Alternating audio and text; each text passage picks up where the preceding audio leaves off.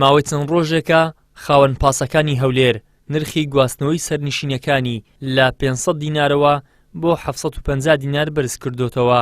ئەمەش نیگەرانی هاوڵاتیانی بە دوای خۆی داهێناوە. قوتابیانی زانکۆ داوا دەکەن نرخی گواستنەوەی سەرنشینانی پاس وەکو خۆی لێبێتەوە بەهۆی ئەوەی ئەرکێکی زۆریان لە سەرشانە و تاکو ئێستاش دەرماڵیان بۆ سرف نەکراوە.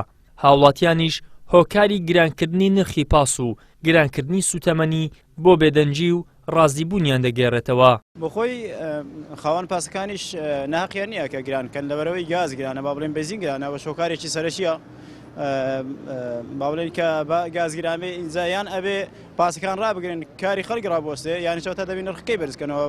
بەڵام حکوومەت لەبەرەوەی بتوانێت یارمەتی خاوەن پاسەکان خاوەن تەکسیکان بدات کۆبوونێک شتێکیان بۆ دابین کات هەستاوە بە گرانکردنی نرخی پاس بۆ ئەوەی ژیانی با بڵێن ڕۆژانەی پاسەکانیش دەربچی.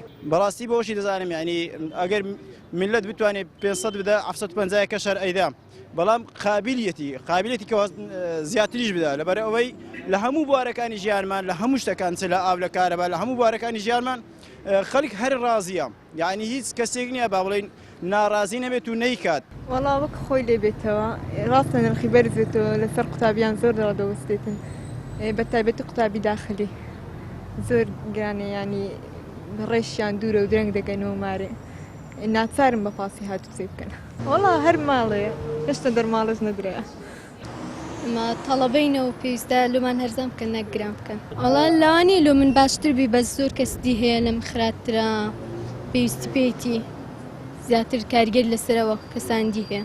خاوەن پاسەکانیش دەڵێن هەرچی کار بکەین دەبێت بیدەین بە زەڕیبەی شەقام و ژینگە و گاز بەو جۆرەش ئێمە هیچمان بۆ نامێنێتەوە.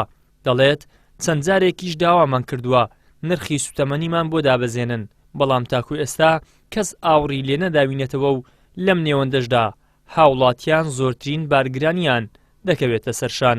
گاز لیتری بوویتە نزیکەی 800 دینار یعنی ئێستا شریکی جادەینا ئەوەندە ئیش دەکەین لۆ سیارە و لۆ گازیە نەفەریش گلەی دەکە دەرێت و نەفەری دەکەن 750 ئێکاکە وەڵا پێڕان ناگەین ئەتو بەو گاز گرانیەی هەرچ بابایە لۆ خۆی بە کەیف خۆیتەوە وەز بە دەگۆڕی و گازی گران دەکە هەر دەرێن هەرزان دەبین قسەما لەگە نیقابەی کردێن نیقابەش دەرێن سەبرەکەم لێ بگرن على ساس دۆتان دەکەنەکەوە بۆ ناش قسەکانیان وەچی بەس بەڕێکردنە و شەما پێ دەکەن و وەسەلام و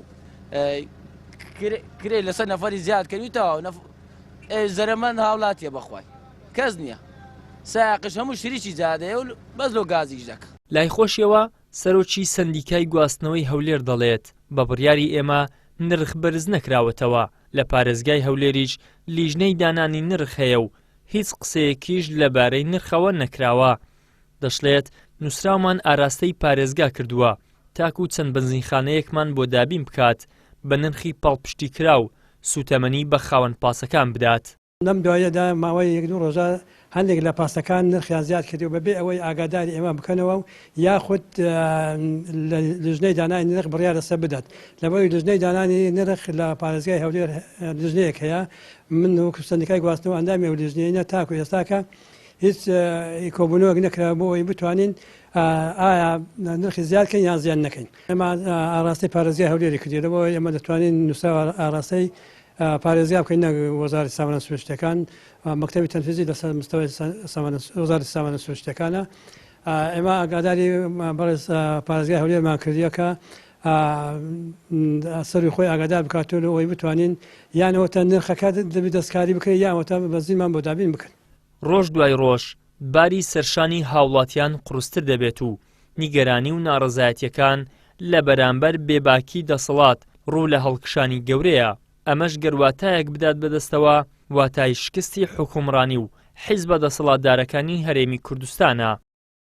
ئیدریس محەممەد، کەناڵی ئاسمانی پەیام، هەولێر.